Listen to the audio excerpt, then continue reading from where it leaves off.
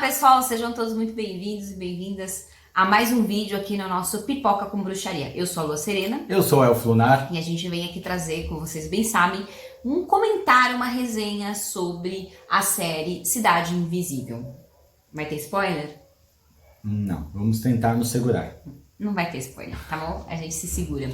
Bom, gente, Cidade Invisível também é um lançamento de 2021 da Netflix, original da Netflix. E é uma série muito bacana, uma série brasileira e que, assim, encantou não só brasileiros, como o mundo afora, né, meu amor? Sim, foi a primeira série, a primeira grande obra, né, que tratou de uma temática do sagrado, na nossa visão enquanto bruxo, né? Bruxo e bruxa, do sagrado do paganismo brasileiro. Que apesar de ser visto como folclore, apesar de não ser dado a devida Importância. Apesar de não ser dado a devida importância, a gente consegue se encantar com os encantados, que é o tema central da série. E por ser a primeira grande obra, foi maravilhoso. Nossa, muita gente se encantou em estar vendo a nossa cultura sagrada ali representada, né? Inclusive, essa série teve repercussão internacional. Então é uma série muito legal. Claro que nós temos nosso raio problematizador, então a gente também vai trazer algumas críticas, tá bom? É que ela foi tão boa, a produção foi tão bem feita, que o que faltou nela não precisaria ter faltado. Não precisaria mesmo, né? Vamos esperar a segunda temporada, né, amor? De sim. repente, eles melhoram algumas questões. De repente eles assistem esse vídeo e ajustam em cima do que a gente falar. Tá? Aliás, você mesmo, você já se inscreveu no canal? Já deu joinha no vídeo? Não? Então dê o joinha. Põe nos comentários aqui o que vocês acharam de Cidade Invisível. Então a história dessa série foi escrita por duas pessoas, o Rafael Dracon e a Carolina Munhoz. E a série foi criada pelo Carlos Saldanha. E, como a gente bem disse, ela trata sobre o Reino Encantado. Cidade Invisível tem todo um porquê relacionado aos encantados, aos seres, aos espíritos, a deuses, né? Que na nossa visão são deuses, né, meu amor? Sim. Tem um personagem central, que é o protagonista da série. Ele passa por uma tragédia familiar, que a gente não vai falar qual foi.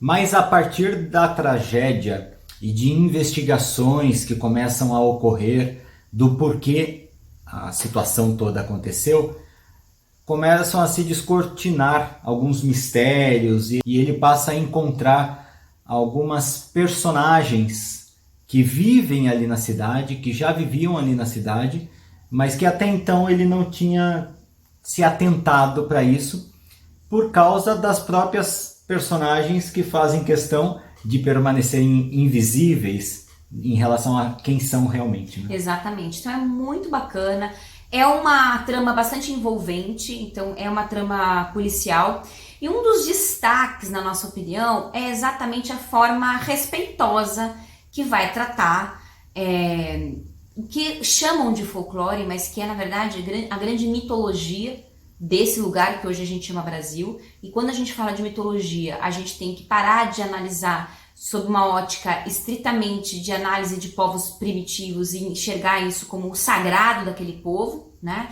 E de pessoas que até hoje têm isso como sagrado, como nós, por exemplo. Então, é de uma forma bastante respeitosa que se aborda todo esse universo que muitas vezes nós brasileiros vamos encontrar só na escola, uma coisa bastante infantilizada sobre seres caricatos, né? E tal, sobre seres do mundo espiritual, do mundo elemental, dos mundos que habitam aqui a nossa terra, né? Então isso é o primeiro ponto que eu acho bastante interessante de mencionar. Inclusive esse eu acho que, na minha opinião, é o ponto mais forte que tem na série. Porque é muito comum a gente encontrar informações deturpadas, superficiais, infantilizadas, como você trouxe, em relação a toda esta mitologia brasileira, que foi até transformada em folclore, né? Em algo que, para quem é nativo, inclusive, das etnias originárias do Brasil, é até ofensivo, porque muitos dos encantados são considerados ancestrais dessas etnias. E chamar de folclore um ser real, mágico, espiritual, que contribuiu para a realidade nossa ser da maneira que é, isso chega a ser desrespeitoso e ofensivo. Isso também é um estratagema, né? Também é, É um claro. estratagema para diminuir, para inferiorizar. E geralmente vão falar o quê? Ah, isso é história de caipira da roça, né? Então os antigos que acreditavam, como se os antigos fossem, sei lá, pessoas meio idiotas, supersticiosas, né? Assim, sem conhecimento. E agora, né, que o progresso chegou, a cidade chegou, então a gente trouxe o grande saber. E isso vem junto com questões religiosas, enfim, tudo isso que a gente sempre discute aqui, né? Sim, e na série eles não trazem essa infantilização, Pelo por isso que contrário, eu né? acho que é o ponto mais forte da série. Inclusive este conflito entre gerações é muito presente também na série, né? Trazendo essa mesma reflexão que você acabou de falar, dos antigos que são supersticiosos, mas que na verdade eles têm consciência de muita coisa que acontece, que os mais jovens, Não querem saber. tecnológicos e tudo mais, eles acham que é tudo ultrapassado. Isso é sensacional na série também, então vale muito a pena.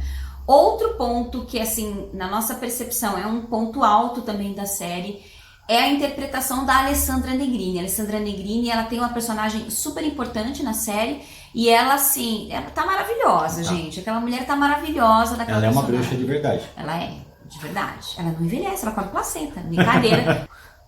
Então ela tá maravilhosa, ela tá incrível, assim. É um prazer assistir ela interpretando, né, amor? Sim, a Encantada que ela interpreta, que a gente não vai falar, ela inclusive interpreta de uma forma que tem tudo a ver com a realidade dessa Encantada, Com a realidade. que é pouquíssimo conhecida. Inclusive para quem já assistiu ou para quem ainda vai assistir a série, depois que assistir e identificar todos os encantados que são presentes na história, no meu perfil do Instagram, Elflunarum, diariamente eu venho publicando produtos de pesquisa que a gente vem desenvolvendo a respeito desses seres, e todos os seres que existem nessa série, a gente já escreveu textos que estão publicados lá, e a Negrini, quando você identificar quem ela é, busca o texto Vocês vão gostar. no meu perfil, que vocês vão entender a grandiosidade de quem é essa encantada. Inclusive, depois que vocês assistirem esse vídeo aqui, vocês podem ir no canal do Instituto Mãe Terra, que o Elfo deu uma palestra sobre encantados. Verdade. Eu acho que vocês vão gostar. De quantas horas aquela palestra, mano? Foram quase 5 horas ao todo. Quase 5 4 horas. e... Então vocês vão lá, né, e assistam essa palestra porque é incrível. Ele traz bastante dessas pesquisas que a gente vem fazendo sobre encantados, sobre seres e espíritos da nossa terra. Eu acho que vocês vão gostar. Sim, aguardem, gente. Ano que vem tem publicação de livro sobre isso. Vocês vão gostar. Vamos para as críticas agora? Vamos, porque assim, a gente começou com as flores, Exatamente. mas tem vários espinhos. Tem. Uma das coisas que ficou faltando bastante é aprofundar um pouco mais algumas personagens. A gente achou mesmo. Não dá pra saber se foi proposital, que seriam personagens que vão ser melhor trabalhadas na segunda temporada. Vai ter uma segunda temporada. Vai ter. Enfim, vamos aguardar a segunda, mas o fato é que deixou bastante a desejar, na nossa opinião. Tinha muito mais coisa a ser trazido a respeito das personagens Da história em si, né?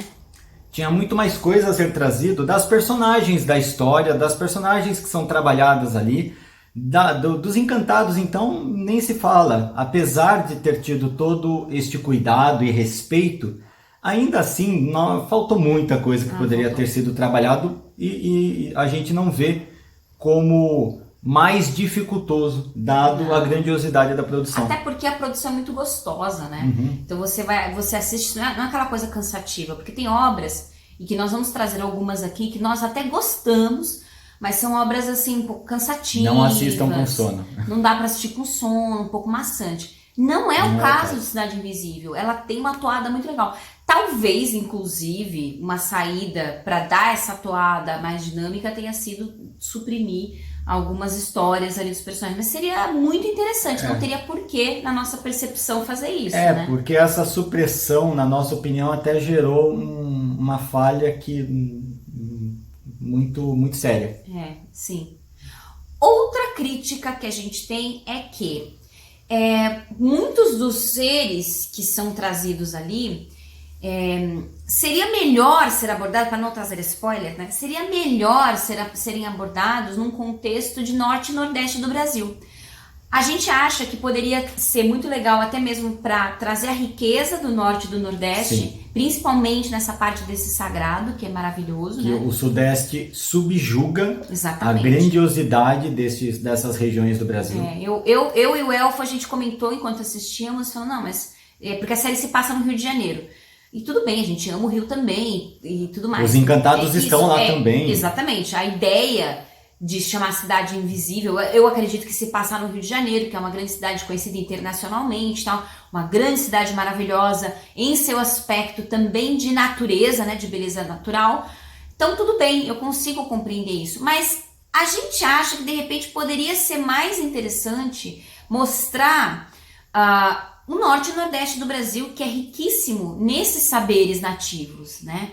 Então, assim, é uma crítica nossa, particular. Eu não vi ninguém fazer essa crítica, mas eu acho que, assim, eu gostaria de ter visto mais de Norte e Nordeste. Poderia se passar, sei lá, em Manaus, Salvador, não sei, né? Porque falando de grandes cidades, Belém, não sei, poderia se passar em cidades grandes, assim, também, né?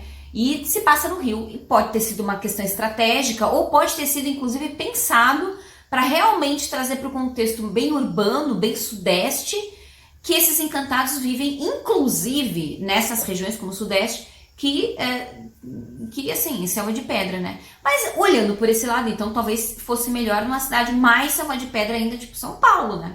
Não sei, é uma crítica que a gente faz, né? Mas existe selva de pedra também nessas outras regiões. Claro que Poderia sim, ser no Manaus. Manaus, Belém. Belém.